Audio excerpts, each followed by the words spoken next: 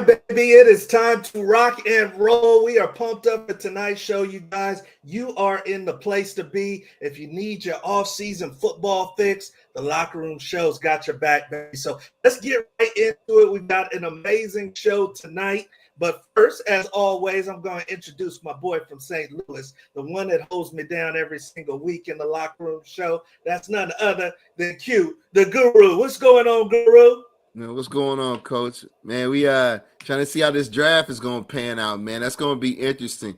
Man, a lot of kids are about to really have a lot of money bestowed upon them. So definitely a good thing to see, man. That comes with a lot, but congrats to all the guys out there that did get a combine invite, and then everyone else, you too, that hopefully they'll have a good pro day too.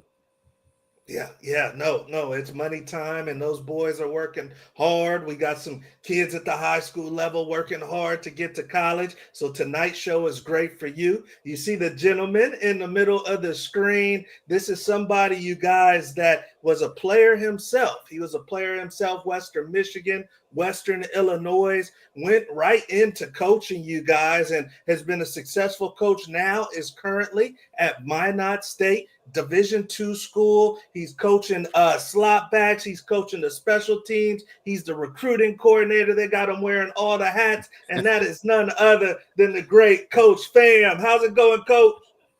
Hey, Coach Wood. Hey, Q. Thanks for having me on. Yeah, I got a bunch of these hats right here, so there we go. But no, I'm excited. I'm excited to share. Yeah, it's a crazy story. I mean, just football in general, man. Everybody's got their own journey. This game is a special one for sure. Sweet. No, nice. It is a journey, Coach, and we're happy to have you on so you can share your journey. You guys are doing great things up there. I know that we've had athletes be recruited by Minot State. We've talked many times about kids. It seems like all the kids just love how you're a player's coach and you have their back, but you also push them as well. And just been hearing some really great things about the program, Coach, and where you guys are headed. So I'm excited to get into it tonight. I know we got a lot of aspiring football players that are watching. So welcome, you guys, and your parents, coaches, welcome as well. But let's get into it. I mean, it seems like right after your career, you pretty much jumped right into coaching. When did the light bulb go off for you, Coach, as far as this was the journey?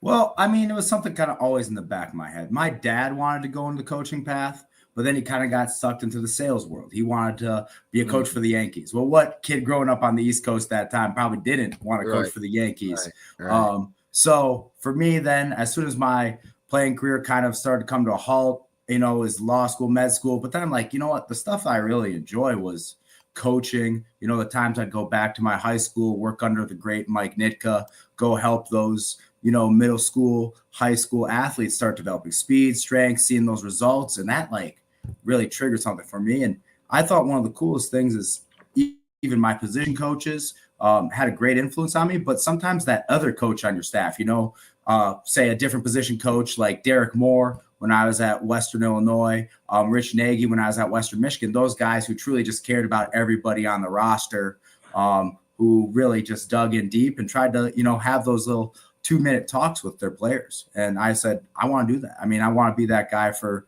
someone else. Kind of had to claw my way into college football. I walked on as a long snapper, mainly because out of desperation. If I played college football as any other position, it would have been at the lowest levels of whatever you can find.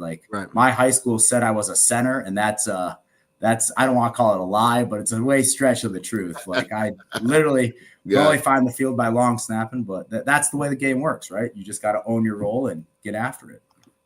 I love it. Yeah. I love it. It is a grind, and a lot of people don't understand. It's a calling, to be a coach and a mentor. As far as where you're at now, what makes Minot State the right place for you? Well, I believe Minot State, we're about doing things the right way. Our simplest team rule is be where you're supposed to be, doing what you're supposed to be doing to the best of your ability, right? And that's really an easy rule to follow. Just do right. And I think we always look for what can you do rather than why not something. right? And I think that's a really great message Coach Shields has, is like, kind of solve your problems with aggression. Don't just sit in the problem. Go do something bigger. Minot kind of really wasn't a destination until we've kind of really elevated things and really put our name out there. And guys see it's a perfect fit. We might be 60 miles from Canada, but, you know, we're still in the U.S. and we're still giving opportunities for guys to go play college ball. We got over 30 states represented on our roster. So, nice. I mean, between that's with the transfer portal, between that of, we only got, like, if you do that 6-hour radius around Minot, you got less than 1 million people. So we got to go dominate the home state. And then we got to go to our border states. And then we got to look west where, you know, if you look east for us, our whole league's there. You look west, the Pacific Northwest guys don't have that many options. Vegas guys got to leave. Arizona guys got to leave. Florida, most guys got to leave. And we got direct flights to those three. So, and we also got an international airport a mile off campus. So it's easy. Nice. You guys have been busy too. I see kids that are getting offers and taking trips from across the country. So you guys are doing an amazing job. If you're joining us for the first time, thank you for joining us, you guys. Please make sure that you like, subscribe, and share. Help us build this football community so we can continue to bring you guys great guests and help serve you guys. So I know tonight's going to be a great show, and we're looking forward to serving you guys. I see my mother-in-law who loves some football coming in, and she said, checking in from Denver. I see you, Mom. Thank you for rocking with us tonight. And Coach Fam, let's go on to our next topic. Speaking of recruiting, Coach, because some of the kids that watch this show are definitely going to have some recruiting questions. You guys, like you mentioned, you're not afraid to hop on a flight to go get the right kid. Can you kind of give us a little insight to the Minot State recruiting philosophy, maybe the states you guys really like, the type of kid you're looking for? Yeah. So what our head coach really stresses to us, and we stress to our staff, is we got to find OKGs, our kind of guys, right? They got to be guys who, number one, love ball, right? They got to be tough because we're going to be up here where it gets cold. We're going to play a physical style of us. Oh, yeah. We're going to play a physical style of offense and defense, and they got to be academically inclined. Like, you know, not every guy's going to be a 4.0 student, but they got to at least care enough about ball to go to class, pass their classes, and, you know, love it. And then guys we recruit, we're a little more outside the box. So they got to show explosion, right? They got to prove they're an explosive athlete. You know, not everybody who shows the prototype size is going to end up falling to D2, but some guys will get overlooked. Height doesn't mean production, you know, explosive, being athletic, that means production, right? So we look at different ways to do that. We are still one of the few places, if I'm going to offer a kid, I got to call his old coach. We got to call his high school coach. We want to get his parents involved. I think too many times it's just through a Twitter DM and there's no vocal interaction. There's no FaceTime. There's no vocal. But we'll focus on the Pacific Northwest, our home state, of course. And we've been improving there for sure. Texas, Arizona, Nevada, Florida. And you go between all those, that makes up a roster. But now with, you know, transfer portal, junior college, guys can pop to us from anywhere. We got 3 guys from North Carolina. We got a guy from Alaska, Hawaii. California is huge for us, you know, from all over. I mean, we have like 5 guys from Arizona. I think all 5 of them start. So it's nice. Pretty good. Yeah. Wow. So. Yeah, no, that's amazing right there. Q, talk to me a little bit about culture, man. Obviously, you played a lot of football. When you were at Kansas, could a kid mess up the culture of the locker room by maybe being standoffish? Is it worth bringing a kid who's super talented into a locker room that might not fully fit?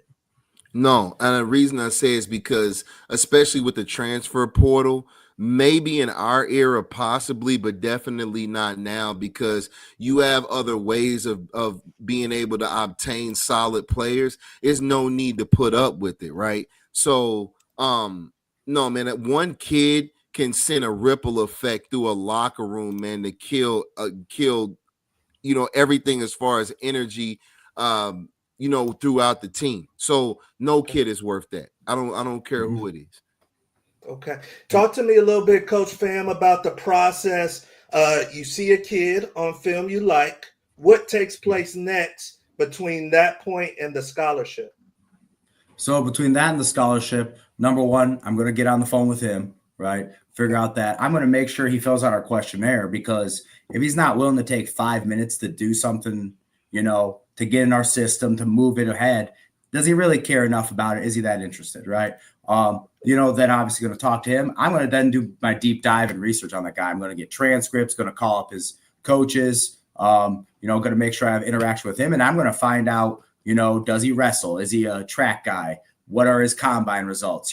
Because if he has good tape, but his tape's against, a bunch of guys like me, then it's probably not, worth much, and then we keep our head coach involved in it. I think too many times, too many offers are going out by assistants where the head coach doesn't know who this guy is. Well, ultimately they're going to be in his program. They got to fit his culture. And if it's not going to be a fit, then we're just wasting time and wasting energy when we could find our kind of guys, Yeah. So do you have to run the kid by the position coach, or can you as the recruiting coordinator just say, hey, you got to offer?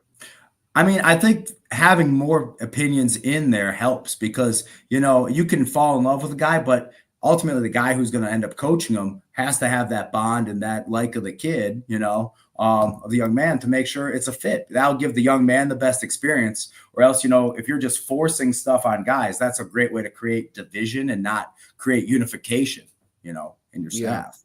Agree. Great point right there, Coach.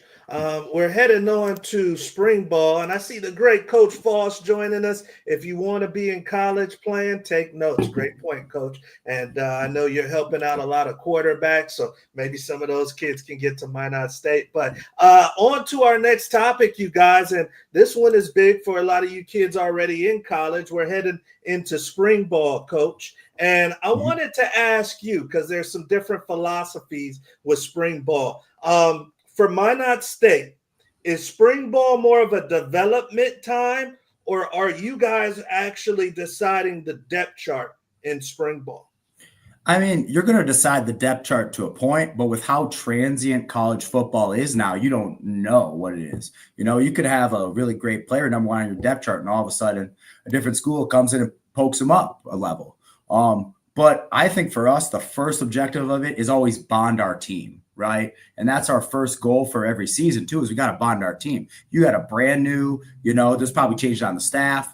You got new guys. Everybody talks about what the seniors for last class did on the field, but many times those are your leaders. So who are going to be your new leaders to emerge? How are you going to integrate your mid-year transfers? Or, hey, those freshmen who just redshirted, they were kind of doing scout. How do you integrate them into your offense, to your system? So, and then how do we improve our current roster, right? How do we find the right fit? So a guy might be a receiver one week, and then you're like, you know what? He might be a corner, move positions. Or that classic D-line, O-line switch, or, how do you improve your team? And that's, I think, a big focus of spring ball. And then mastering your systems of play. We talk about, have your players get to understand, have our team understand, why are we calling this play? Why do we like this play against this? Oh, we called this play, but they came out in this look. Let's check to this, little things like that. So that way the players really get that buy-in, that ownership, the understanding to take your system up a level, Gotcha. No, that's a great point. That's a big goal.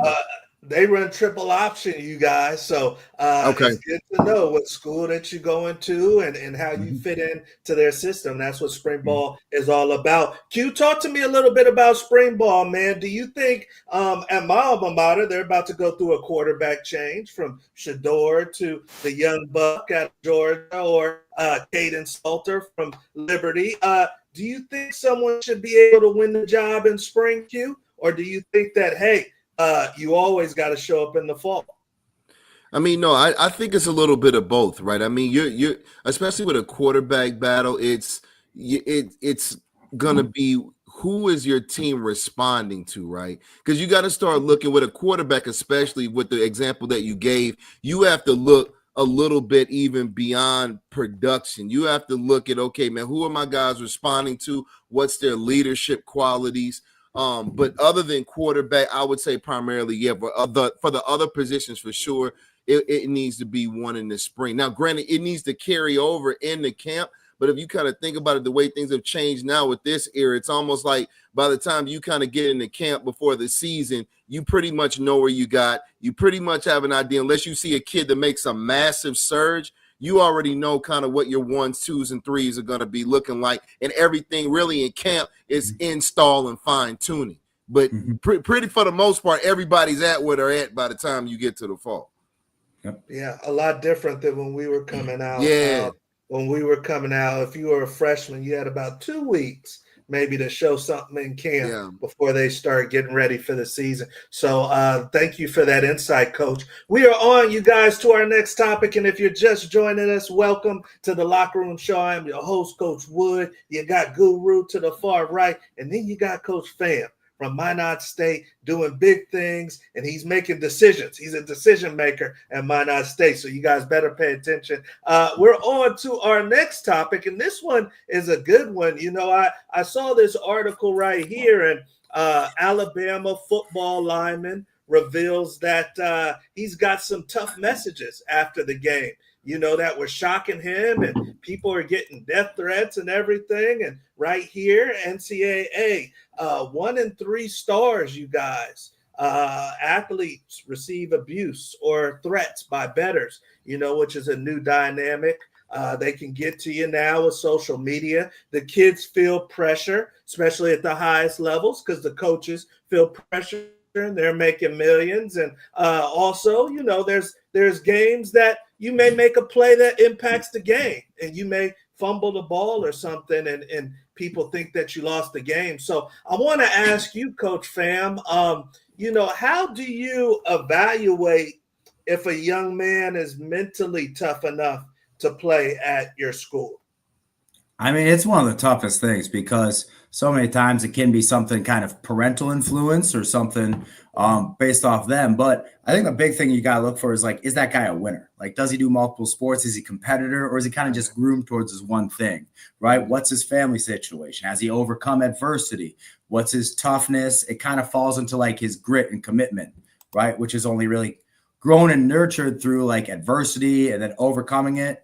But then, you know, part of the mental toughness is like, how bad do they want to do football, right? Are they willing to sacrifice some of the, you know, the vices of their wasted time, you know, the women, the weed, the waste of time, like, you know, how much do they love it? Are they going to be committed enough to just suck it up and go pass a class that's tough? Or are they going to buckle? And not every day is going to be easy. Everybody pictures college football like, ooh, I get all this cool gear, new gear every day. It's super easy, but it's like, it's really now an opportunity to just keep working and playing the game you love for 4, 5, some of these guys 9 years, it seems like, you know, to just keep going. But it's tough. So we really do a deep dive. Is he willing to leave home? Does he have a girlfriend there? Is there, you know, a lot of different things? But, and now, exactly as they said for those guys, it's very public. A guy gets an offer, everybody knows about it. A guy gets recruited, everybody knows about it. So that's why we talk to the coaches, talk to the parents, as many sources we can cite as possible. And hopefully the voice on the other end is trustworthy. And if not, then probably won't go to that source again, you know? Yeah, no, that's a great point right there. Q, did you feel like you were mentally ready to go off and compete against older guys, Kansas? I mean, my dad was a Marine, man, so I knew I was ready. I'm an exception to the rule, dog. So it was like, man, man, like you make it out of my house like college football is a joke. You know, that's a good point. Let me ask Coach Fam though, real quick. You go to recruit a young man, and family, dad is a military man. Is that a plus? Does that give that recruiter extra boost? Typically, if their dad's a coach, military man, teacher, firefighter, police officer, those things that require discipline, it's normally a plus, military service especially. But, you know, sometimes it goes the other way because the kid revolts it. I mean, it all depends on, all people are different people, you know? How does that guy respond to it? Was it love through that nurturing, or was it just pure, you know, toughness beating him down? And I'm sure Q's dad definitely, you know, he held him to a high standard and wouldn't accept no guff. You know? Well, the thing is too, like, because my dad, like on the tail end of his career, he was a recruiter. So it was like, you know, for like following instruction, right? And truly being coachable, and that's that's usually the downfall of the kids, especially the ones that are extremely talented, is it's gonna be coachable. Are you coachable? Are you kind of like, if you ask like Tom Brady and all these great players that that are household names, they never stop adding to their game. They never stop working their craft, which means that they were constantly, whether it's film or picking up something else, from, other players that are in their position, you're constantly being a student of the game and constantly being coachable. Good point right there. So no, that I know it's tough as a recruiter to kind of weigh that out with certain kids. And you don't want head coach calling you in the office and saying, what's going on with this kid you recruited? We are on to our next topic, you guys, and this one is a interesting one, you guys. The running back position. And I definitely want to talk to you, Coach Fam, about the college level, but Q, we'll start off with you on this one. The young running back out of Boise is looking to go very high in the draft, and lately the NFL has been not taking guys as high, but a little bit of a resurgence with guys like Saquon balling out this year, and of course King Henry, and unfortunately he was hurt, but we all know what this guy can do, McCaffrey. So talk to me, Q. I mean, for a while there, they weren't taking running backs high in the first round or at all. This young man wants to go top 10. Is a running back worth a top 10 pick anymore? It really depends on which team. I think that Saquon,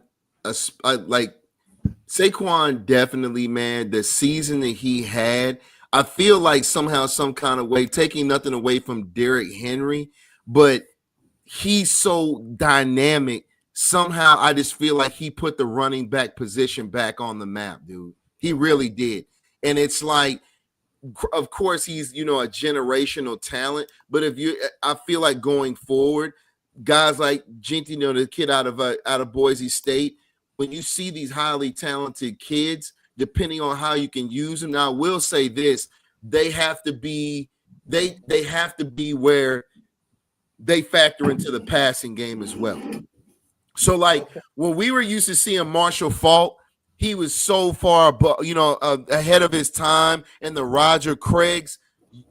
Running backs now, they have to be a part of the passing game as well. So almost your running back has to be a Swiss Army knife now, right? But if you have a kid like that, man, that's talented and he's putting up numbers that we were seeing from this kid, it's like you just got to take the best player available. You got to take him. All right. Coach Fam, talk to me, and we'll go twofold on the question. First, do you think that they should be drafting guys in the top 10 at running back position? And then question number two, have you noticed at the college level, the conversation centered around running backs change? Well, for us, we play with 3 running backs on the field at a time, so it's pretty right. great. But they're different type of guys. And I grew up a Giants fan, so the Saquon stuff and Tiki Barber being ahead as the versatile back, but they still had Brandon Jacobs there. They had other guys like Saquon is the argument for the bell cow, but with the running backs by committee type world that we live in and the value of a running back, like taking a running back early, they have to get the production out of him sooner rather than later. They can't wait on him. He has to go play. Like the long-term value of a running back is tough. Like seeing a guy do what Emmitt Smith did, it might never happen again. I can't say it won't, but it's going to be tough in today's football. But they're going to split up the job with the duties of the job. And that's where to be the true bell cow back, like Derrick Henry is and how Saquon is. And you've seen how McCaffrey is and sometimes fall short is they got to be the factor in the pass game, not only as a receiving threat, but also as the blocking guy, right? And protection. Like Saquon, that was his big pop. Was how strong he was coming out of college that he could take on linebackers and be a great pass pro running back right away. That's true. While still being as dynamic as possible as a back. So if you're taking a guy that early, he's got to essentially be borderline your 3-down back and guys involved every single way, or a guy you're going to get involved every way with your system. As Q said, is that they got to go to the right place. Like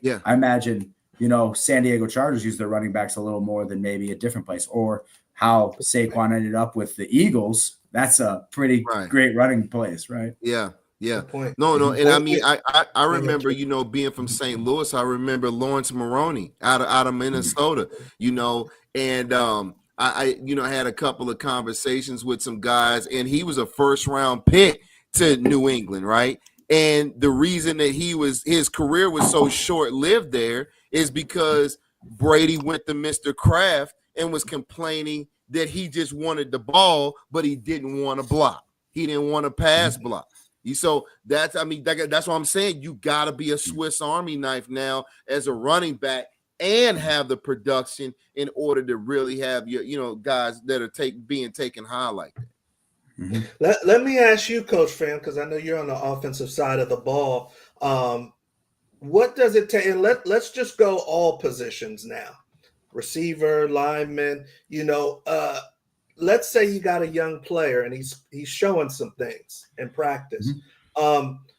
You want to put him on the field. So you want to put this slot back on the field. You want to put this lineman on the field. Do you have to get a sign off from all of the coaches on the offensive side or the head coach, or can you just make the call as that position coach? Well, I think it's not just a right in the moment call. It definitely involves the whole staff, and it's a discussion because, you might see one thing, but a more senior coach or someone else will say that, but ultimately if the head coach says, hey, we're going to play this guy, I don't think there's too many assistants dumb enough out there to say, let's not, right. So I think that's a big thing there is, you got to have that total staff alignment. If there's a guy who's showing more flashes, then your job as the assistant coach is get him more ready, get him ready. So that way he can go on prime time and bounce over a guy who isn't showing the flashes. Like, it's unfortunate. Some guys, it's a game of attrition, right? And it's you got to sometimes play the long game. Some guys, that guy who redshirts ends up being an NFL player, right? Other times it's that guy who, might have played as a true freshman, but he doesn't really grow off of that, so it's for everybody. So, definitely get the head coach's sign off. If you're an assistant, don't just do something behind his back that it might get him or you fired. So, no, great point right there, you guys. And that's an illustration to you young athletes out there that everybody is talking about you. They're going to have meetings about you specifically and whether or not to put you on the field. So that's good for you guys to know. We are on to our next topic, you guys, and this is a fan favorite of the show. If you're joining us for the very first time, this is the lightning round. The lightning round.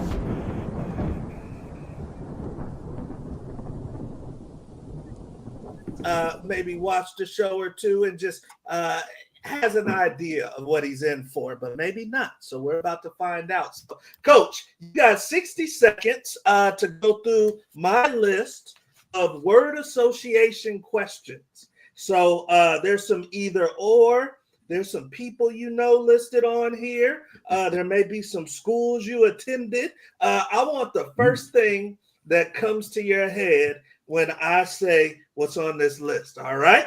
And then he's got 60 seconds, y'all. He's got 60 seconds to get through the blitz. And if you're joining us for the first time, we don't do this for fun. This isn't just a drill. This has actually got a wager on it. This is for, he's at 0, so I'm not cheating him. But this is for a dinner, Coach. I don't know your favorite spot in North Dakota or your wife's favorite spot.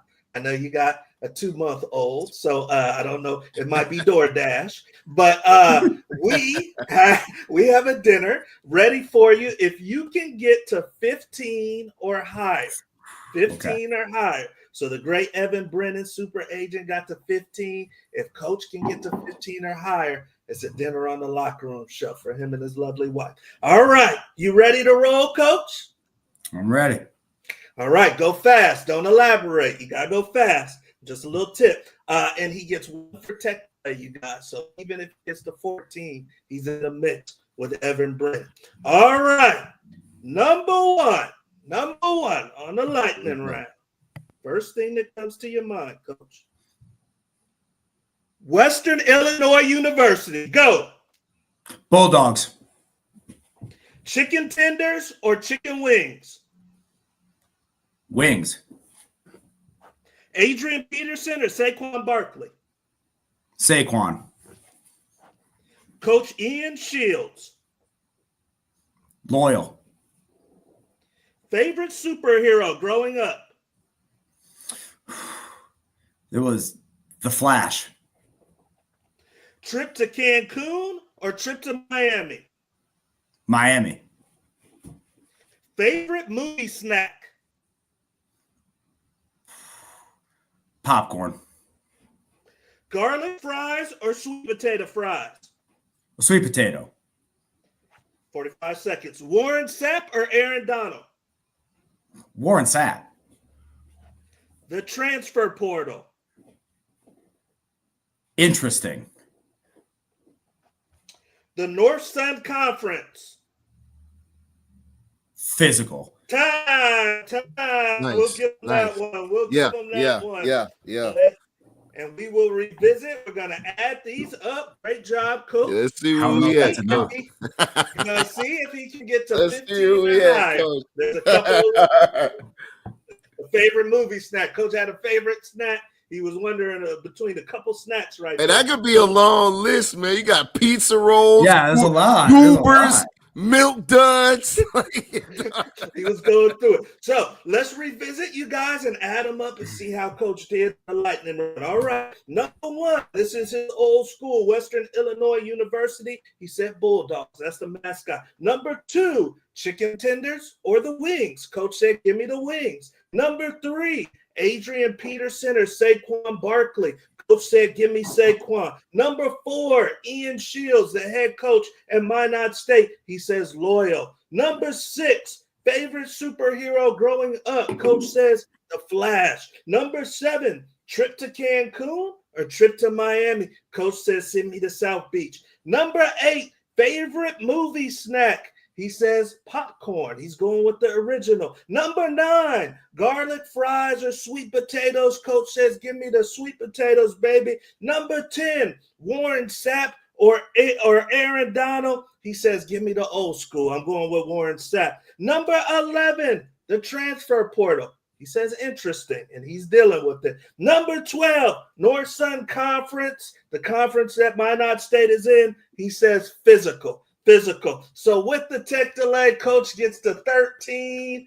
Very good, Coach. Very close. And we appreciate you. I think it was the popcorn one. That's a tough call, man. But, I was thinking, am I thinking movie theater snack or am I thinking like I just watch it at home? We're at the house, Netflix. Yeah. No, that's good. That's good. I should have said that. So great job, Coach.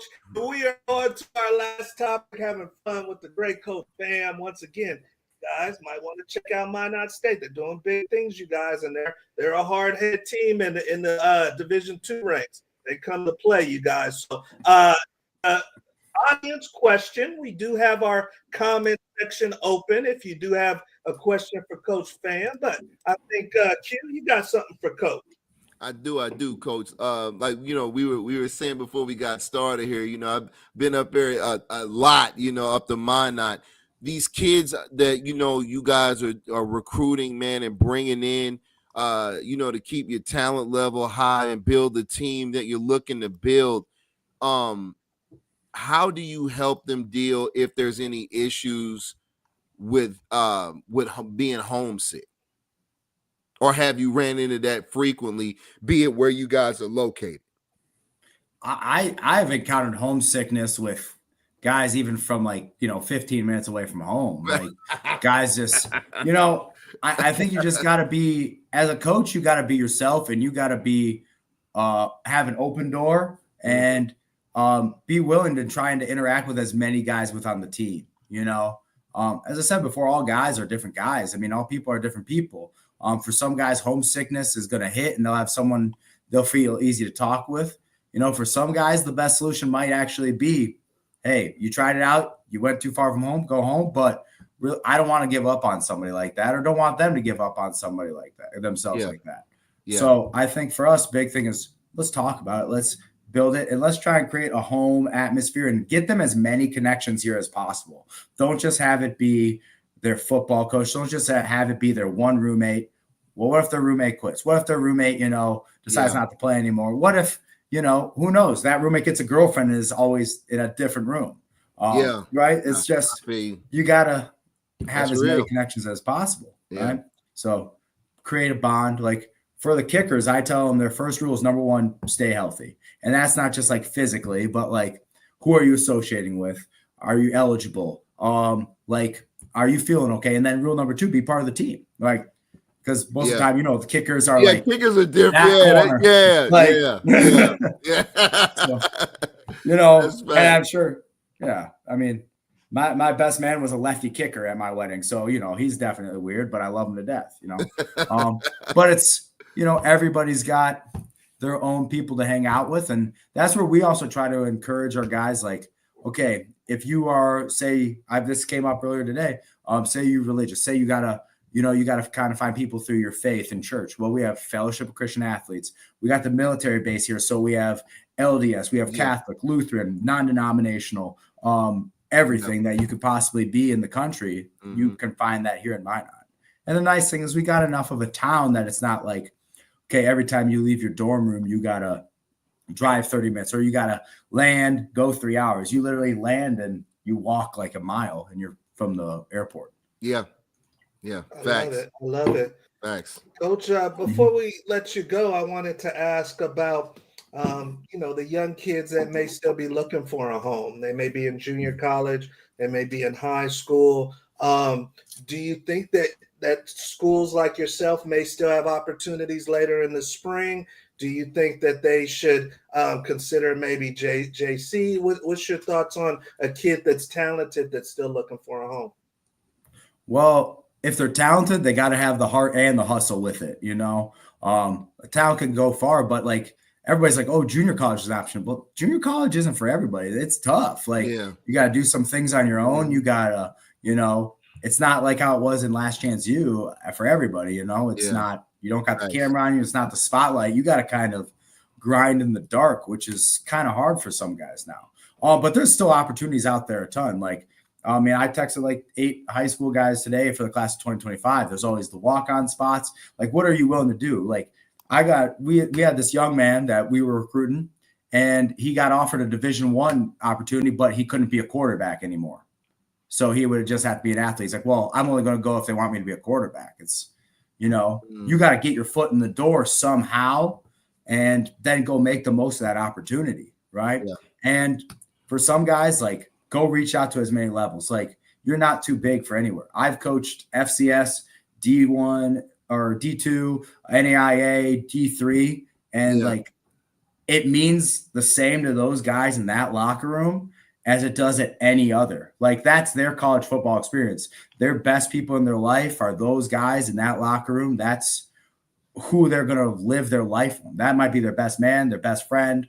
Those Saturday games, they're still practicing 5 days a week at the D3 level. They still play 11 guys on the field. Yeah. And for some guys, that's probably a good level. D2 is a good level, a great level for everybody. NAIA is something guys need to be open to, and those junior college guys. But for us, fall camp doesn't open until like August 1st. So pretty much up until then, if there's a spot that needs to be filled, we'll probably try and find a guy for it. That's the way the world works, Nice. Yeah, definitely. No, I appreciate that, Coach. And you young athletes out there, you hear them, keep DMing, keep getting your name out there. Talk to us. And before you go pro, I talk to Coach all the time. And he shoots it to me straight. He said, yeah, we may have a spot, we may not, So you guys keep getting out there. Coach, I know that you got spring ball right now. I know you got the 2-month-old at the house. So we just want to say we thank you tremendously for joining. And we wish you the best of luck. Appreciate it, guys. Thank you very much, and have a great night. You too. Good luck, Coach. Appreciate you guys. So, hey, that is the great Coach Fam, you guys, and Q. They're doing big things, man. A lot of these kids underestimate the level of competition at the D2 level. Yeah. And then because they think they're just going to go there and start.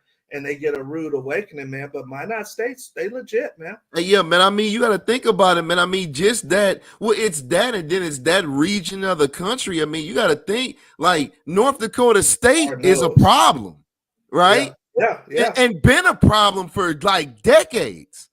Yeah, You they know, play so football. They're serious about football out yeah, there. well, that's pretty much all it is up there. Yeah, Football is it's like a everything. college Green Bay type Yeah, thing. exactly. It's the same thing in Nebraska, right? It's like football is it's the law, right? So it's a big deal up there, man. So they got, I mean, it's yeah, man. Those people rally around those kids, man, and really entered the university setting, man, with college football, dude. That's a big thing. What's your opinions on this draft coming up? You think that who's your top 3 picks? Man, my top 3 picks right now, coach. I got Shador Travis in the kid from the linebacker from Penn State. Penn State. Yeah, Okay, in that order? in that order.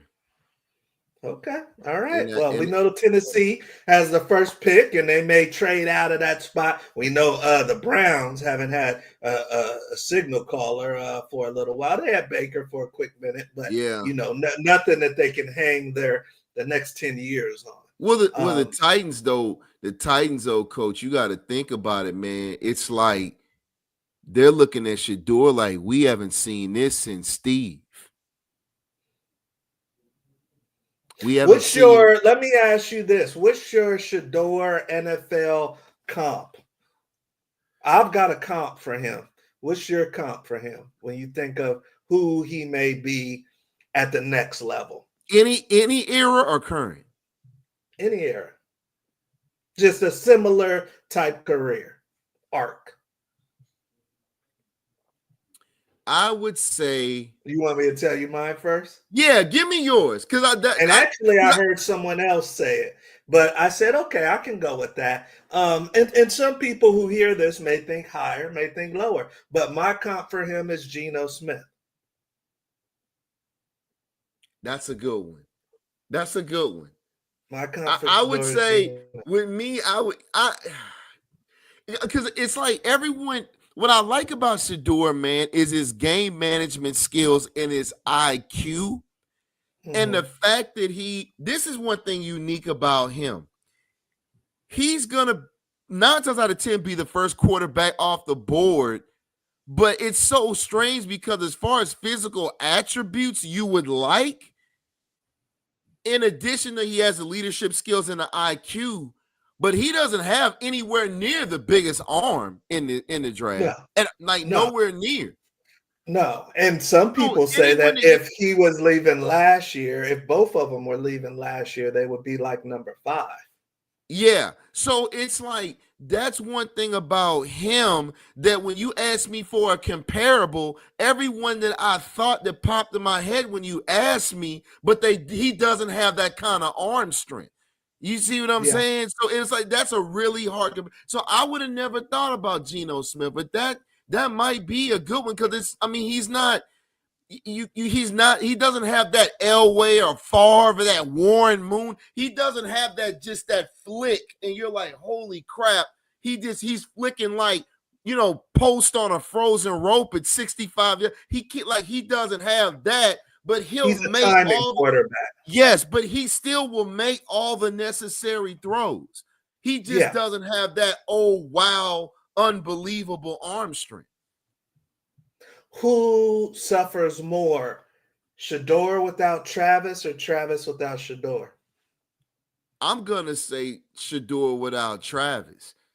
I'm going to say Shador without Travis because you have to look, if you go back, a lot of Travis's catches were circus catches, man.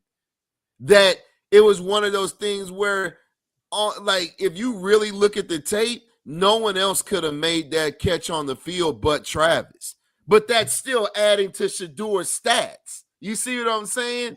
But nobody else could have made those catches, man. So that's it's like Shador's going to have some serious weapons around him. Make no mistake. Whereas Travis, it really doesn't matter where Travis goes. Travis is Travis. Shador is different. He's really going to he needs to go somewhere where he has 2 nice tackles and he has a lot of veteran weapons.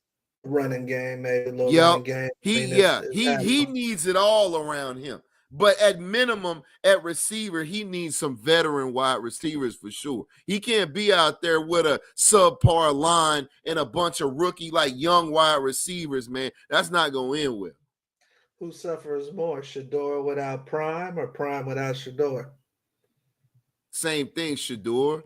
Prime is prime. Prime is gonna. I mean, he just like we said, he just added Marshall Faulk to the staff. Man, Prime is gonna do his thing regardless. Like his name alone is gonna bring the killers, right? So it's no suffering with him. And now he's got that win to his back because they're finally back in a winning status. So it's gonna be that much easier for him. Let me ask you this: Prime, Warren Sapp, Marshall Faulk. Obviously, 3 gold jackets, first ballot. Probably none of them get on the road to recruit. Probably none of them end up in a kid's home. Does that hurt their recruiting opportunities, or is that okay?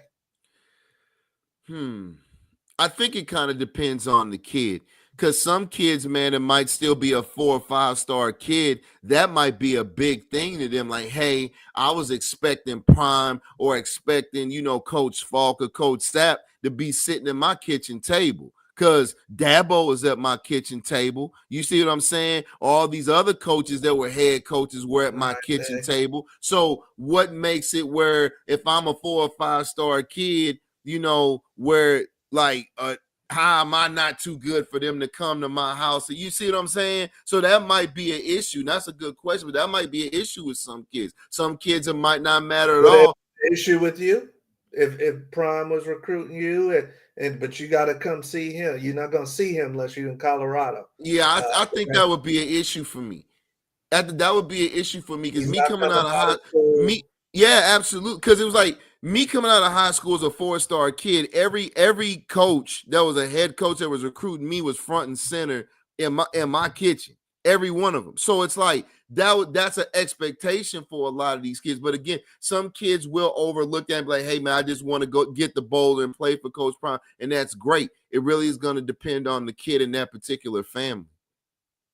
All right. Well, hey, you guys, obviously, we talked to Coach Fam from Minot State. So if you're just joining us, make sure you run that back. Even if you've been with us, make sure you run that back because he shared some great information. And then also reach out to him because he is one of the coaches that will get back to you. Whether it's good or bad, he's going to get back to you. So reach out. If you haven't already, you guys, please make sure that you like, subscribe, and share. Help us build this football community to the best of our ability, and we need you for that, you guys. So please help us with that. Also, if you are a young recruit, 2025, 2026, you're looking for opportunities like Minot State, maybe bigger, maybe smaller, we'll help you out with that, you guys. So check us out at beforeyougopro.com. We help out athletes across the country, you guys. You got to be the right kid, though. You got to have good grades and have manners and make sure that your coach says good things about you.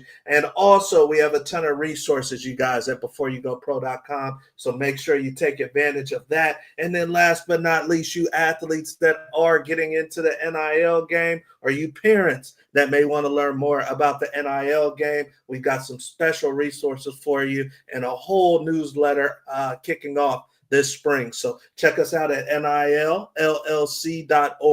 Once again, that's nillllc.org. And we thank you guys for joining us tonight. I see the great Glenn Hames joining us. Yeah. That means that you are the right one for Prime. Wouldn't be an issue for me. I got you.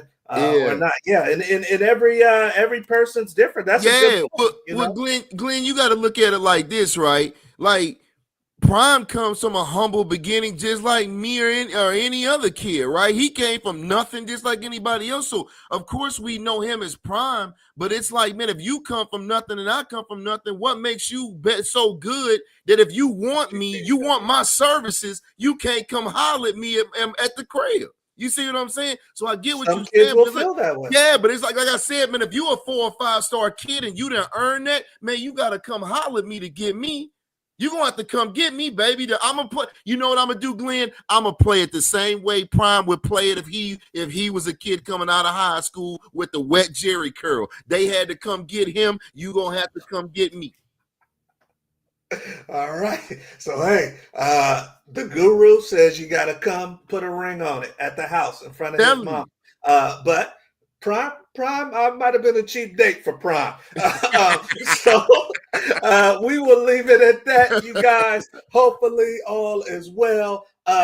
We're knocking them down, you guys. We got a bunch of great guests that are coming your way. So if you're serious about this industry and getting a leg up the competition, knowing how to navigate the business side a little bit better, the Locker Room Show is right for you. So, hey, we will see you next week. Make sure you tell a friend. Q, anything for the good people before we get out of here? Hey, no, man, just for all you NFL fans, hopefully, I hope you get your guy. That's all I can say at this point. I hope you get your guy and you're not throwing your shoes at the TV when Goodell starts reading off these names. That's about all I can say right now. And don't stalk any GMs. Right. All right, you guys. We'll see you at the top. Have a good one.